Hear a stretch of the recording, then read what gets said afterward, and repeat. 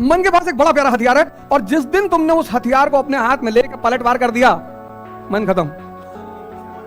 हमारी माता जी कहती कि जब तुम्हारे मैं वीडियो देखती हूं तो मुझको बहुत हंसी आती है। इज्जत भिखमंगों की होती है, गरीबों की। गरीब आदमी क्या कहता है, भैया पैसा नहीं कमाएं लेकिन इज्जत बहुत कमाएं, लुंगी के नीचे कच्छा नहीं पहने हो।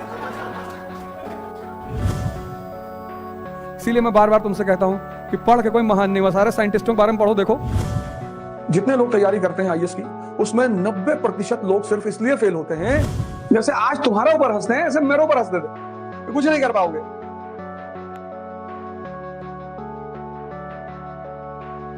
आराम से इंटरेक्ट करो, चिंता की बात मत करो। तब तुम्हें पता चलेगा, जब तुम इंटरेक्शन करते हो ना, तो तुम्हें पता चलता है कि यार मेरी गलती कहां थी। मेहनत करने से कुछ नहीं होता। कभी रिक्शे वाले को जाके देखो, हाँ, उसको जो फायदा होता है रिक्शे वाले को, उसको एहसास नहीं होता कि मुझे फायदा क्या हो रहा है। अभी मैं कंपनी गार्डन में टहल रहा था और 12 बजे से टहल रहा था। एक लड़का है मेरे पास, कहा कि मैं क्या सोच रहा था कि बताओ इतनी धूप में 4 लोग टहल रहे हैं, कल खाना खूब खा लिया, मिठाई खा लिया करीब 1.5 किलो। मिठाई नहीं छूट सकती, मिठाई ही खानी है जीवन में। और मीठा खाने का एक नियम है, 1 किलो मिठाई मतलब 10 किलोमीटर की दौड़। और कल दौड़े ही नहीं तो वो सारा मीठा जो कन्वर्ट ही नहीं हो पाया। तो आज चला है 12 बजे कंपनी गार्डन, तो हमें 2 सीन पैरेलल चल रही थी। एक सीन क्या थी, एक लड़का था 13-14 साल का, खुदाई कर रहा था फावड़ा लेकर, और पसीना बह रहा था उसके ठीक सामने एक जोड़ा बैठा हुआ था उसी उम्र का। आमने सामने सीन थी, गेट नंबर 3 जाओगे तो देखो कि वहां खुदाई चल रही है। गेट नंबर 3 के पास कुछ नाला वाला बना रहे हैं, कुछ बना रहे होंगे, कुछ बना रहे हैं शायद, हाँ। और वो गंगानाथ परिसर के पास उधर आज मैंने देखा बड़े लड़के उधर पढ़ रहे थे बेचारे, वो सब फोल्डिंग वोल्डिंग वाला ला के पढ़ भी रहे थे कई सारे लोग। तो 2 सीन पैरेलल थी। एक वो लड़का 13-14 साल का फावड़ा लेके चला रहा था और पसीना बह रहा था। मैंने कहा देखो ये शक्ति अर्जित कर रहा है, और ये शक्ति का व्यय कर रहा है।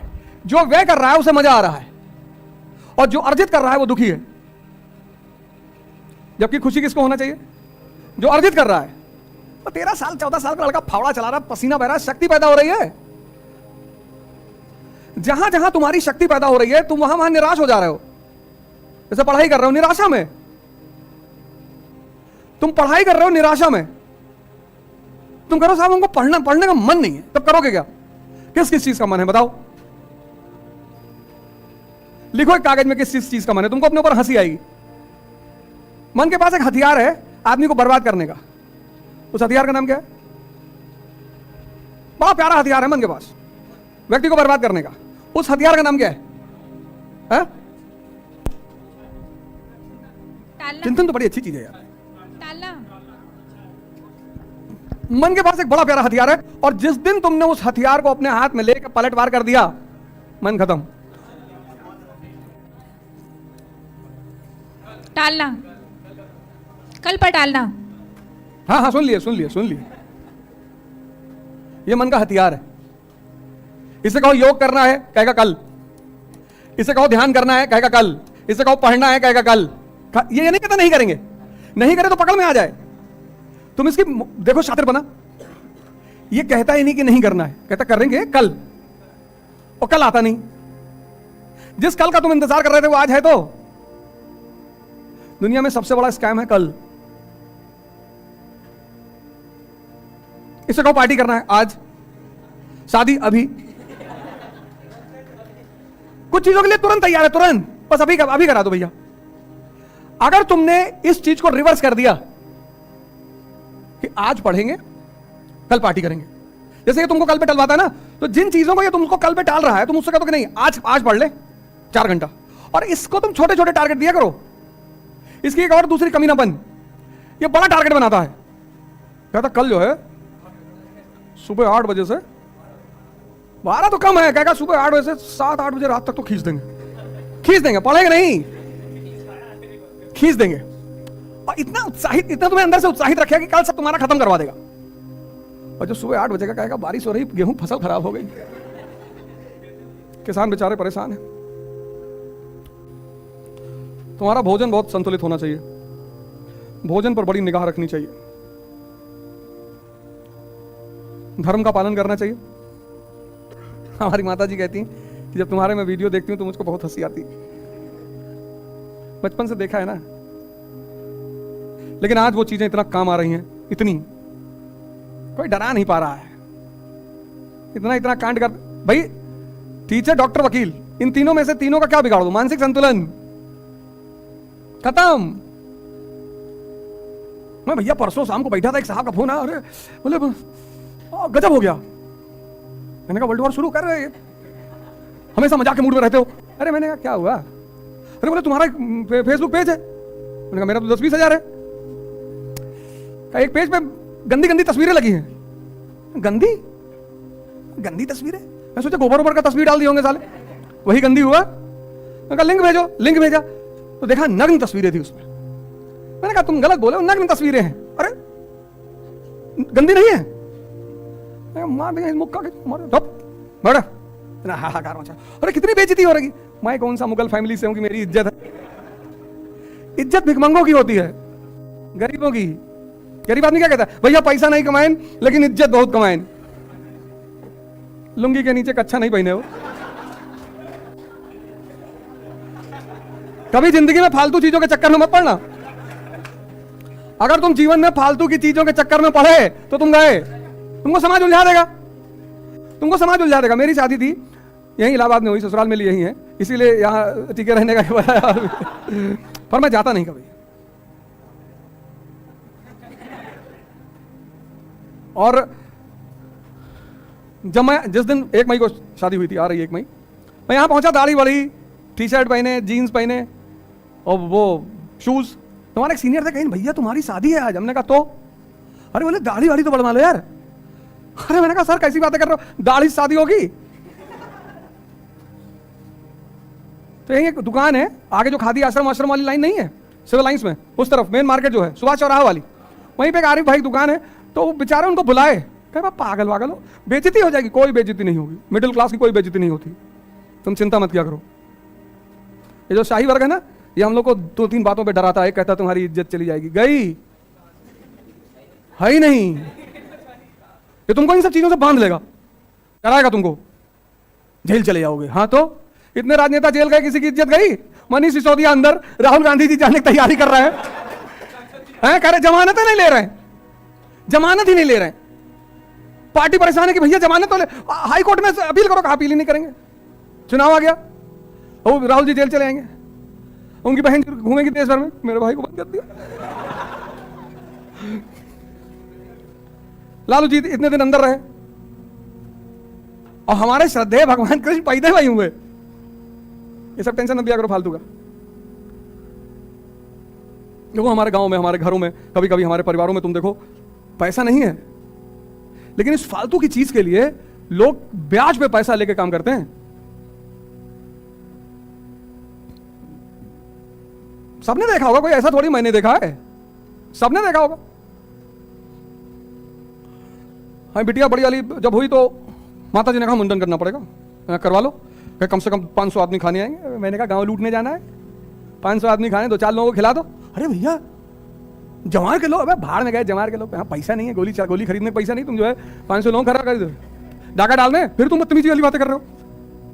अरे तो कहां से दें तुमको पैसा? मैंने कहा फालतू की कोई नाटकबाजी घर में नहीं होगी, मुंडन कराइए और 2-4-5 लोग जो है उनको भोजन कराइए और खत्म। सब फालतू की चीजों के चक्कर में कभी मत पड़ना, नहीं तो ये चीजें तुम्हारे दिमाग में कभी नहीं बैठेंगी। भारतीय दर्शन ने मुझे देखना सिखाया और पाश्चात्य दर्शन ने मुझे सोचना सिखाया। इसलिए भारत में फिलॉसफी एक बड़ा प्यारा सब्जेक्ट है। और भारत में शब्द क्या है? दर्शन। दर्शन मतलब देखना। तुम्हारे पिता ने जब तुम इतने बड़े थे, तुम्हारा पेशाब साफ किया, तुम्हारी पॉटी साफ की, तुमको अपने हाथ से खाना खिलाया, तुमको अपने कंधे बिठा घुमाया। अब हो सकता है तुम्हारी विचारधारा उनसे ना मिलती हो सकता है, चलो ठीक है, अभी नहीं मिल रही है, लेकिन उस पुराने जो कर्ज का ब्याज चल रहा है उसको भूल जाओगे? अगर 6 साल की उम्र में तुमको चाय की दुकान पे भेज दिया होता तो खत्म हो गए होते।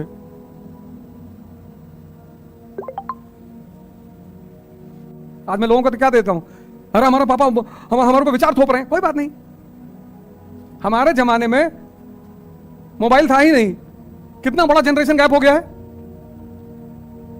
भाई तुम्हारा भी पिता हमारी उम्र से ज्यादा थोड़े होंगे, हमारी उम्र के ही होंगे। और हम पहली बार जो मोबाइल खरीदे 5110, वो 50 किलो का मोबाइल लिया था, इतना बड़ा मोबाइल था 5110 नोकिया का। वो मारने में ज्यादा काम आता था, मार दी किसी का सर फट गया। ये तो तुम्हारे हाथ में स्मार्टफोन है, तो कितना बड़ा जनरेशन गैप हो गया है। इसलिए जिसको दिखाई नहीं पड़ता ना, उसको समझाया नहीं जा सकता। भारत ने एक बहुत अच्छी बात कही कि जो दिखाई पड़े वो ज्ञान, पढ़ना मतलब कुछ नहीं। इसलिए पश्चिम में आज तक बुद्ध नहीं पैदा हुए, पश्चिम में विचारक पैदा हुए। विटगेंस्टाइन, डिकार्ट्स, स्पिनोजा, लाइबनीज, कांट, इमैनुअल। पर आज तक पश्चिम में संत पैदा नहीं हुए। और पश्चिम में फिलॉसफी का मतलब है लव फॉर नॉलेज, ज्ञान के प्रति प्रेम। और भारत में दर्शन का मतलब है जो देखा गया। इसीलिए मैं बार बार तुमसे कहता हूं कि पढ़ के कोई महान नहीं हुआ। सारे साइंटिस्टों के बारे में पढ़ो, देखो मैडम क्यूरी, आइंस्टीन, इनको कहीं से विचार ही तो आया। किसी किताब में थोड़ी। एडिसन की कहानी पढ़ो, जिसने इलेक्ट्रिसिटी वाला जो साइंटिस्ट है, उसके टीचर ने क्या कहा उसकी मां से कि मंद बुद्धि है तुम्हारा लड़का ये। उसकी मां ने वो लेटर कभी एडिसन को दिखाया ही नहीं। एडिसन के प्रिंसिपल ने लेटर लिखा कि तुम्हारा बच्चा ये स्पेशल चाइल्ड है, मंद बुद्धि है, इसको ले जाओ, ये नहीं कुछ कर पाएगा।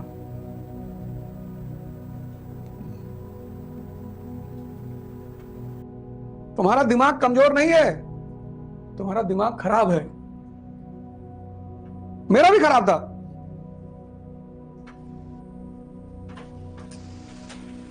तुम्हारा दिमाग कमजोर नहीं है।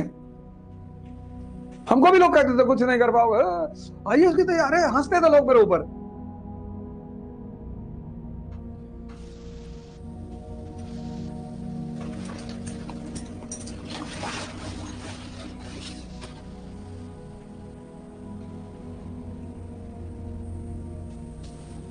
जैसे आज तुम्हारे ऊपर हंसते हैं, ऐसे मेरे ऊपर हंसते थे कि कुछ नहीं कर पाओगे। ये कर लो, किराने की दुकान खोल लो, गारमेंट की शॉप खोल लो।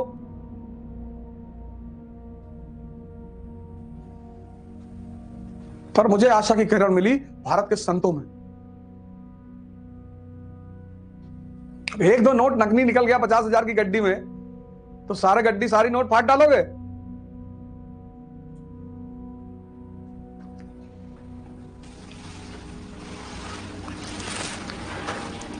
और पांचवा, जब आप कभी कभी फंसे होते हो और इमीडिएट सॉल्यूशन निकालने की कोशिश करते हो, यह इमीडिएट सॉल्यूशन निकालने का दुष्परिणाम।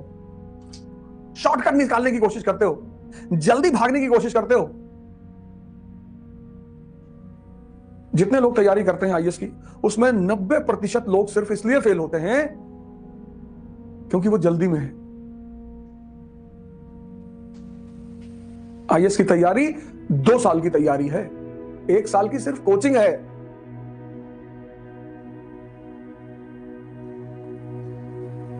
कल मैं इंटरव्यू सेशन ले रहा था, उसमें लड़का पाटन का आया, विपुल भाई, 22 साल का लड़का। मैंने कब तैयारी शुरू की? कहा सर 18 साल से। 18 साल की उम्र से मैंने पढ़ना शुरू कर दिया था।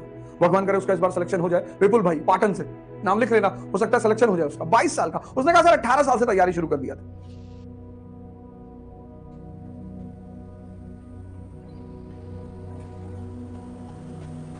ये तैयारी 1 साल की नहीं है। 1 साल, एक तो ह्यूमैनिटीज इस देश में कोई पढ़ता नहीं, और ऊपर इस तरह से तो बिल्कुल नहीं पढ़ता। एनसीईआरटी को कितनी मजाक में लोग पढ़ते हैं, कभी इस तरह पढ़े सीरियसली? कितना गहरा खजाना दबा हुआ है एनसीईआरटी में। और अभी तो शुरुआत है, अभी तो शुरुआत है। अभी मुझे 13 चैप्टर कंप्लीट करने दो। तो एक संकट को मिटाने के प्रयास में दूसरे संकट को जन्म दे दिया।